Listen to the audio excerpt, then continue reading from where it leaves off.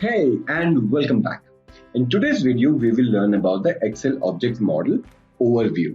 We need to know about this Excel object model so that we can develop add-ins, macros, and so many other codes by interacting with different objects under this Excel object model. In the future, you may want to interact with Microsoft Excel from either Microsoft Word or PowerPoint or Outlook or .NET or even say Python. The Excel object model is a large hierarchy of so many objects, out of which in this video we will be covering 4 important ones. The first one is the application object, the second is the workbook object, the third is the worksheet object, and the fourth is the range object. So let's start off with the application object model. The entire Excel application is represented by the application object, which contains its programming objects which are related to each other in a hierarchy. This is how the basic hierarchy looks like.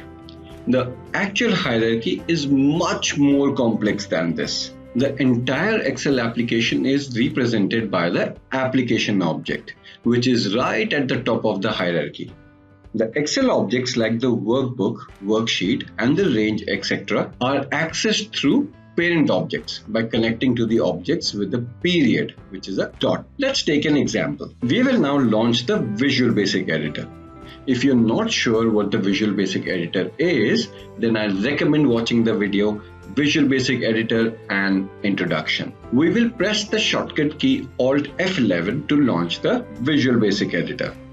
Once the Visual Basic Editor is launched, right-click on the VBA project and under Insert, click on Module. I'm going to declare a procedure called sub-application_example. You can work with the application object by typing application and then pressing the period. And VBA will expose the object's properties, methods, and events associated with the application object. Let's say I want to find the name of my application. You can do that by typing MSG box application period, and the moment you press the period, like I said, VBA will expose the object's properties, methods, and events associated with this object. So I'm going to type name and I will press enter key. Now let's run this and see whether we get the name of the application. To run this code, click on the Run Sub User Form button. Alternatively, you can also press the shortcut key F5. Now when I run this, I get Microsoft Excel because that's my application. Similarly, if you want to hide the status bar, which is, if I go back to the workbook, you will notice right at the bottom we have ready, accessibility, good to go. This is the status bar. If you want to hide this, you can do that as well. So I go back to the code and I remove the message box and I say application dot display status bar is equal to false. Now when I run this, see what happens. If you go back to the workbook, you will notice that the status bar is not there anymore. And if you want to get it back, go back here and change this value to true. And if I run this, and if you go back, you will notice that the status bar is back. Similarly, if you want to hide the Excel application, you can change this property to visible and you can make it false. So right now you can see the Excel application, you can see that it is showing in the status bar. Now if you go back and if you run this code, see what happens. If you try to click this, you'll not be able to go back to the Excel workbook. And if you look at the status bar, you will notice that the Excel application has disappeared. And if you want this Excel application back, simply change this to true and run this again. And you will get the Excel application back. Now, what is the need of hiding the Excel application? There are times when you have built an Excel application where you are showing a user form and you do not want the user to interact with the Excel application or with the workbook or any worksheet or any range. In that case, you hide the Excel application. Similarly, there are a lot of properties that you can experiment with. I will be covering most of them when I cover the application object in detail in one of my future videos. The application object is the default object, and hence the application qualifier is mostly not required unless we are working with specific methods, properties and events as we saw in these examples, or when we are interacting with other application from VBA Excel. If for any reason you have to use the application qualifier again and again, then it is best to use a variable. For example, dim Excel app as object, set Excel app is equal to application, and then you can do the same thing what we did above. MSG box Excel app dot name. Now when I run this, I get Microsoft Excel. So when you're writing a lot of codes where you have to use the application qualifier again and again and again, so it's better to declare a shorter variable and keep on using that. Do not get too much into the set statement now. I will cover difference between set and dim statement in my next video, which I will post on Monday. So stay tuned. Before we understand the next object in the hierarchy, let's insert a new module. The next object in the hierarchy is the Workbook Object. This object is a member of the Workbooks collection. The Workbooks collection contains all the workbook objects currently open in Microsoft Excel. And you will see all the workbook objects in this project explorer. So you'll see book 1, book 2, book 3 or any other names that you may have saved it as, or somebody else must have saved it as. So all those workbooks will display here. To access a particular workbook from this collection, you can use many methods. Let's use a couple of them. I will create a procedure called sub workbook example. To get the count of all open workbooks, you can use MSG box application dot workbooks dot count. Now let's run this and it will give you 1. That is because currently there is only one workbook.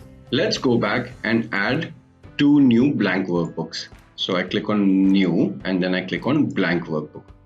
So I got book 2. I'll again click on new and blank workbook, which is book 3. So now if I go back to the code and if I run this, I get 3 because there are 3 workbooks.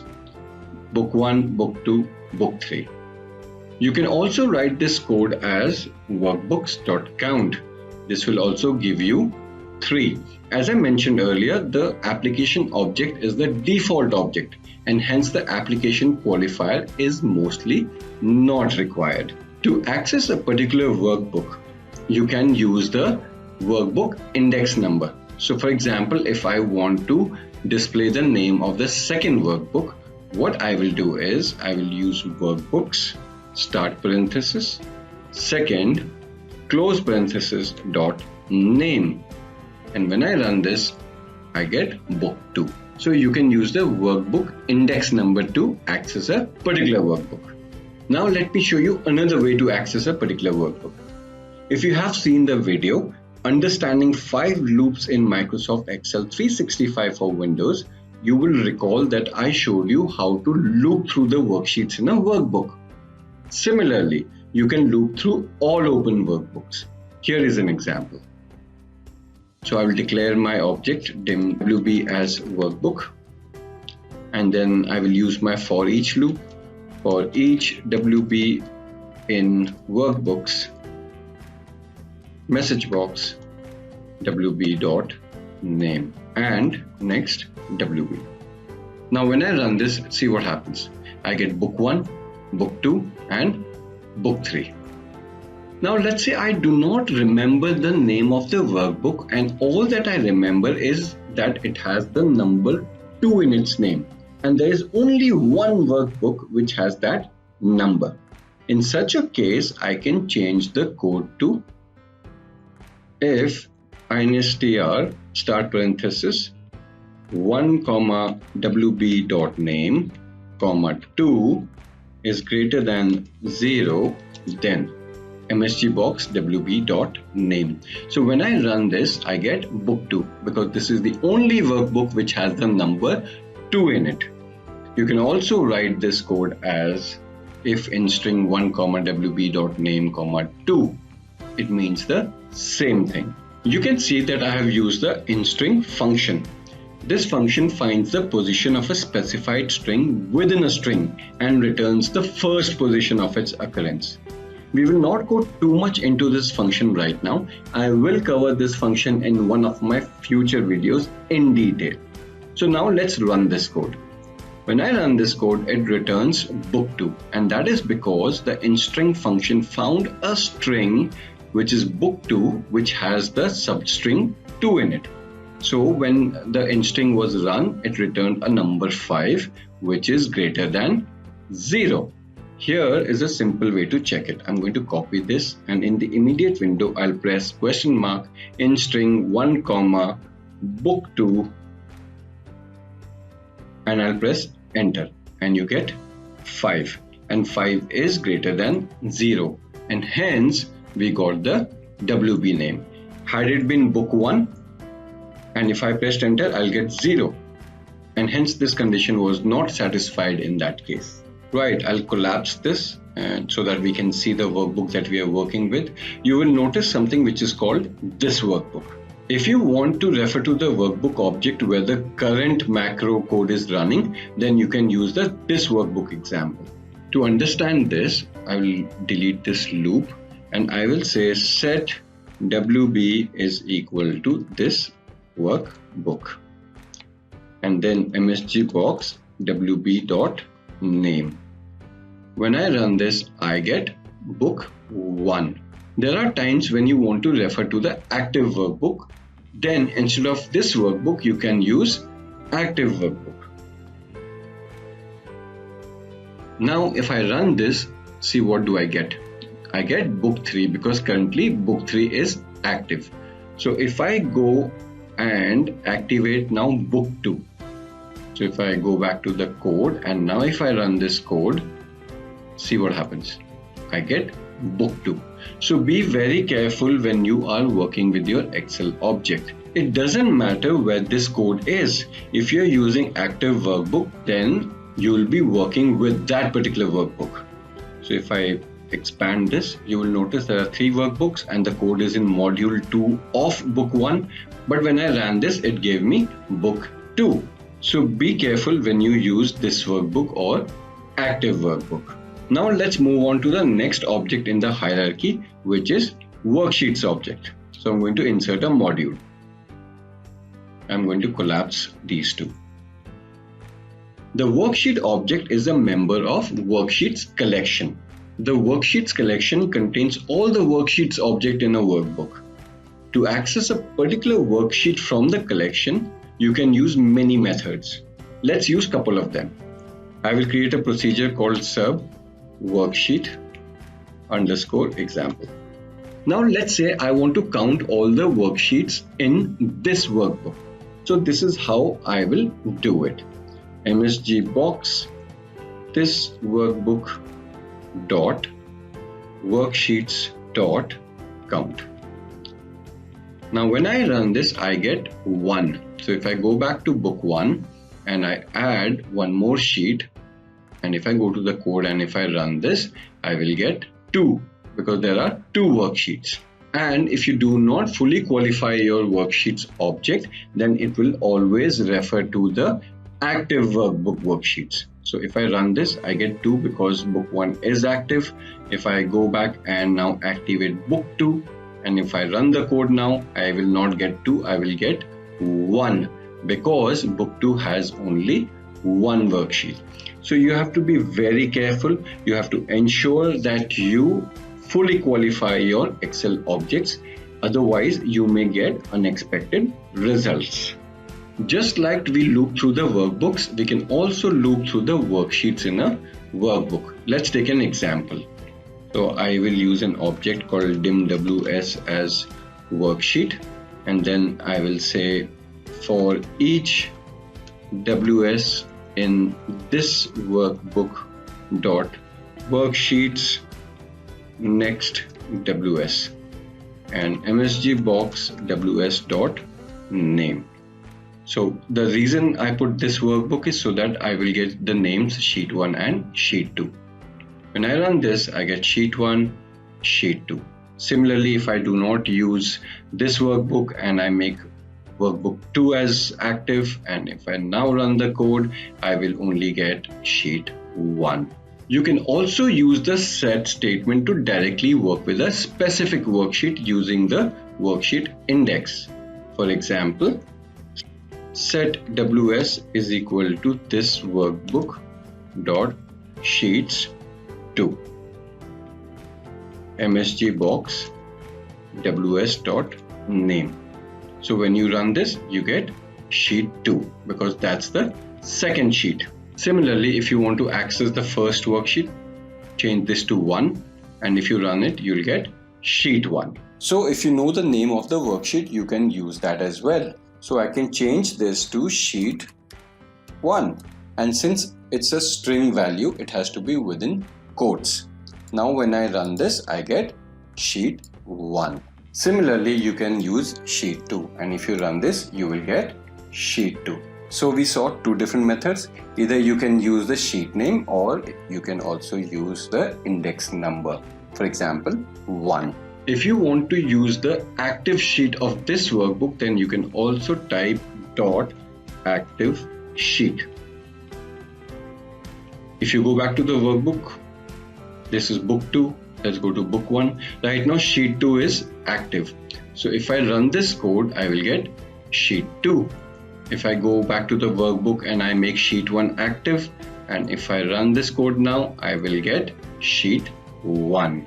I rarely use the active workbook or the active sheet or even the index number of the workbook or the worksheet to work with these objects. In the case of workbook, I prefer using this workbook, or I also sometimes use the name of the workbook to refer to that workbook.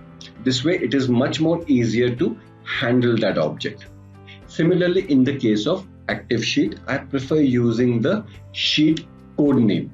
Now you must be wondering what exactly is the sheet code name. The worksheet.codename property returns the code name of the worksheet.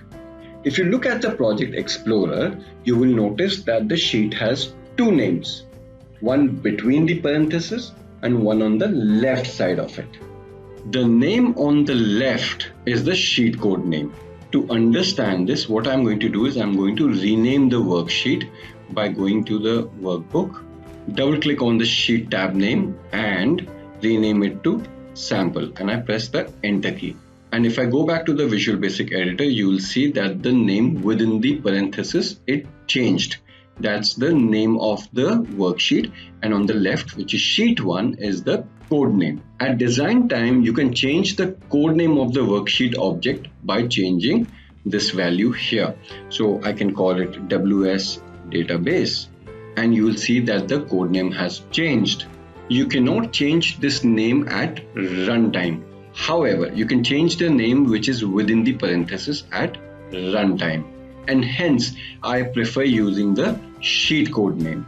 So in this case, I can directly say WS database.name. I don't need WS as worksheet, and it will give me sample. See how the sheet code name and the name of the worksheet is different. Like I said, I prefer using sheet code name.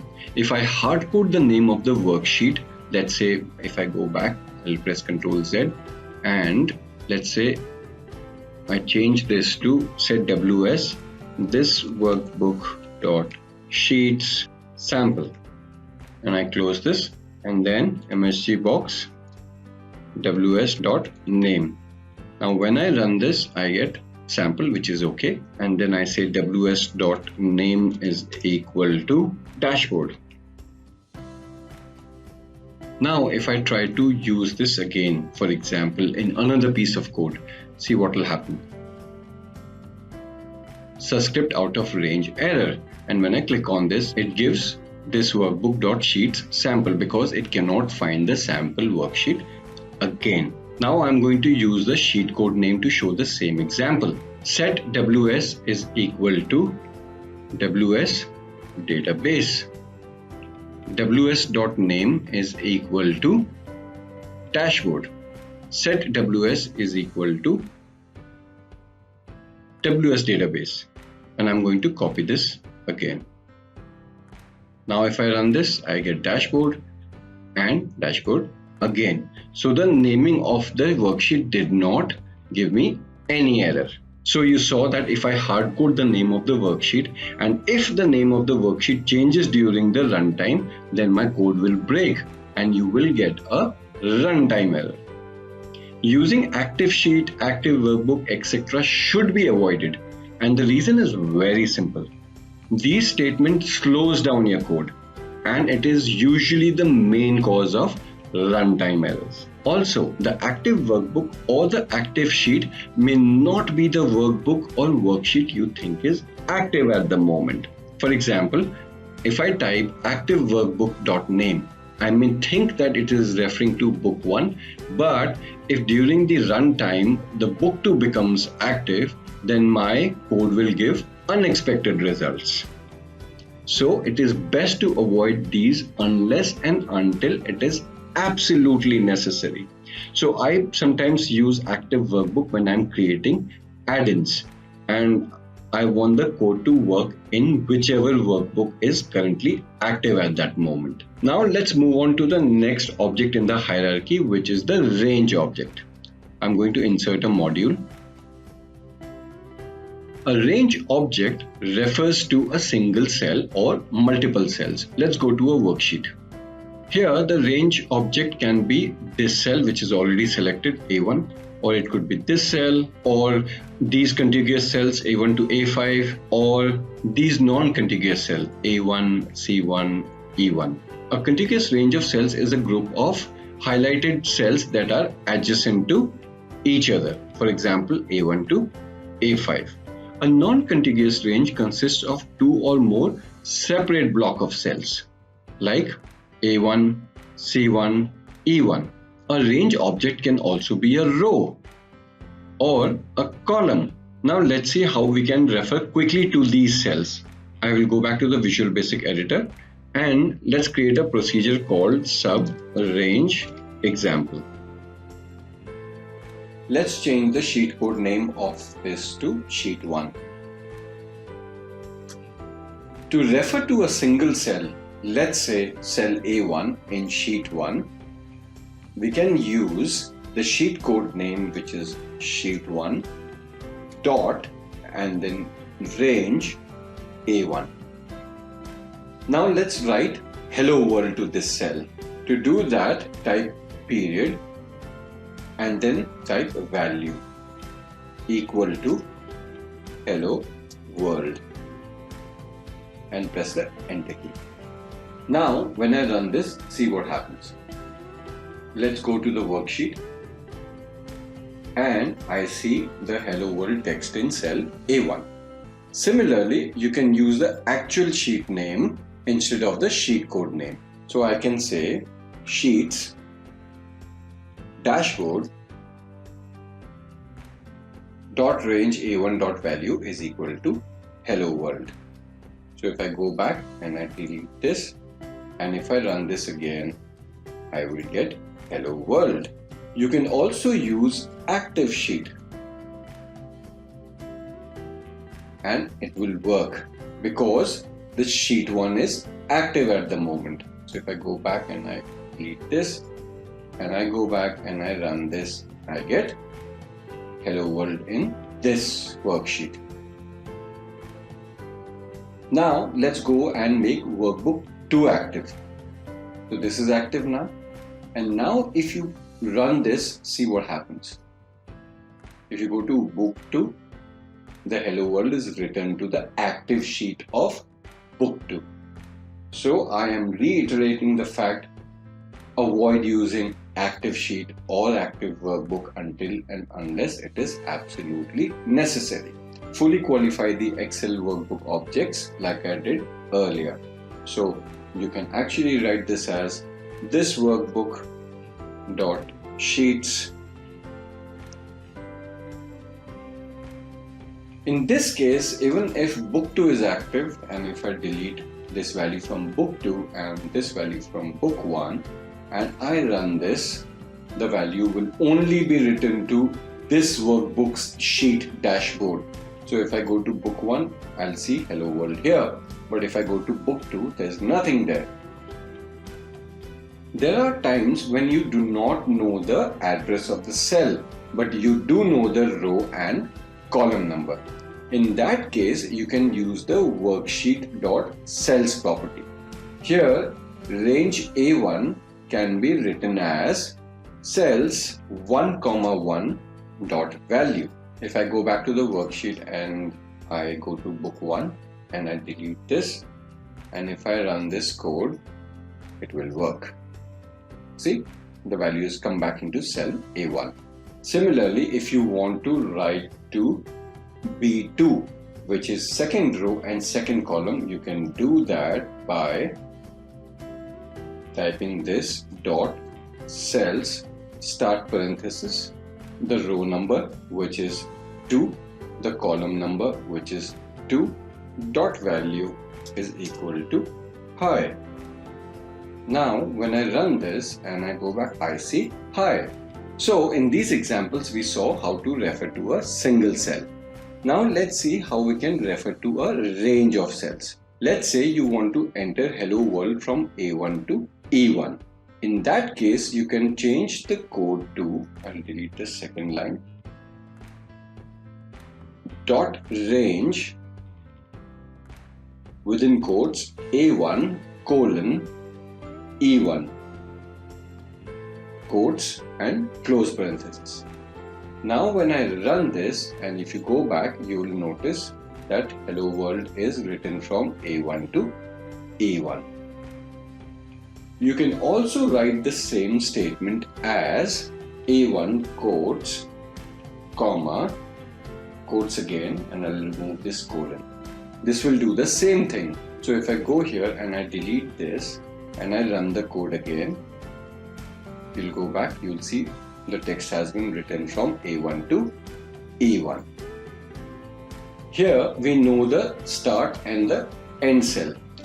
In case you did not know the string address of the last cell and the first cell, but you know the row number and column number of the first cell and the row number and column number of the second cell, which is the last cell, then you can write this code as cells 1,1, comma, cells 1,5, which is the first row and the fifth column. So cells 1,5 is E1. Cells 1,1 is A1. So if I go back and I delete this and I go back here and I run this code, if I go back, I get the text. One important thing, when you're using this method where you're embedding the cells object inside the range object, it is best to fully qualify the cells objects as well. If you don't do that, and if, let's say, sheet 1, which is dashboard, is not active, then you will get a runtime error. So right now, it is working because the dashboard sheet is active. Let's make sheet 2 active. Now if I go back and now if I run this code, I get application defined or object defined error. And that is because this cells is referring to sheet 2 and this range is referring to sheet 1. So now I'm going to stop this code. So I'm going to fully qualify the range by copying this from here and I will paste it here. I'm going to use the line continuation character, fully qualify these cells as well, and we are done. Now in this case, when the sheet 2 is active, let's delete this. Now the sheet 2 is active and if I run this code, the data will be written to the first worksheet. So if I run this, I don't get any error. I go back, sheet 2 there's nothing there, sheet 1 the data is there. One common problem that you may face when you are fully qualifying objects like this is that the code becomes too long. Taking this as an opportunity, I will share something about which is called an with and with statement. The with and with statement executes a statement or series of statements that repeatedly refer to a single object or structure. This helps in simplifying the code. Before I apply the with and with to this code, let me first explain the basic syntax of the with and with statement. The syntax of the with and with statement is with, object expression, statements, end with. I will explain the syntax of with and with reference to objects. The object expression is an expression that evaluates to an object. Statements is one or more statements between with and end with that may refer to members of an object. And end with terminates the definition of the with block. So this code now can be written as with this workbook.sheets dashboard, and then I'll press the enter key, press tab, and then I will delete this part because it has already been mentioned with the with statement, and I'll delete this. Similarly, I will delete this part, and then I'll close the with block, with and with. This dots tells the code that the qualifier of these statements is this workbook.sheets dashboard. Now if I go back to the code and I delete this, and if I run this, see what happens. It works. Hello world is written from A1 to E1. You can nest one with and with statement under the other with and with statement as well. For example, if you want to refer to multiple sheets in a workbook, then you can do that as well. So I can change this code to, let's say, with this workbook tab with sheets dashboard dot range dot cells dot value is equal to hello world, and with sheet 2 and with dot range, and I'll copy the same thing from here and I will paste it here. And here, let's say I want to write in the second row. So from A2 to E2. So let's go back to the worksheet. I'll delete this. There's nothing in the dashboard. There's nothing in sheet 2. So when I run this code, see what happens. Hello world is written from A1 to E1, and in sheet 2 it is written from A2 to E1. So here we saw how we can use nested with and with statements. In this video, I'm not going to go too much into the application, workbook, worksheet and the range object. In fact, I will visit each one of them in detail in my future videos. Okay, time for a quick recap. In this video, we learned about the Excel object model overview. We saw how it is a large hierarchy of so many objects, out of which we covered 4 important ones: the application, the workbook, the worksheet and the range object. We also saw how it is important to fully qualify your Excel objects to prevent any runtime error or to prevent any unexpected results. We also saw how we can use the with and with statement to simplify our code. If you still have any questions, feel free to leave a comment in the comment section below, or you can also email me on support@tamexcel.com, and I will get back to you within 48 hours. Just a quick reminder, as usual, I will be posting 2 videos every week, one on Monday and the other on Thursday.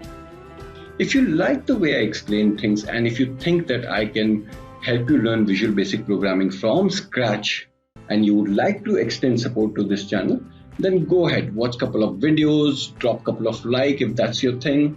And if you still have not subscribed to this channel, then go ahead and subscribe to this channel by clicking on the bell icon.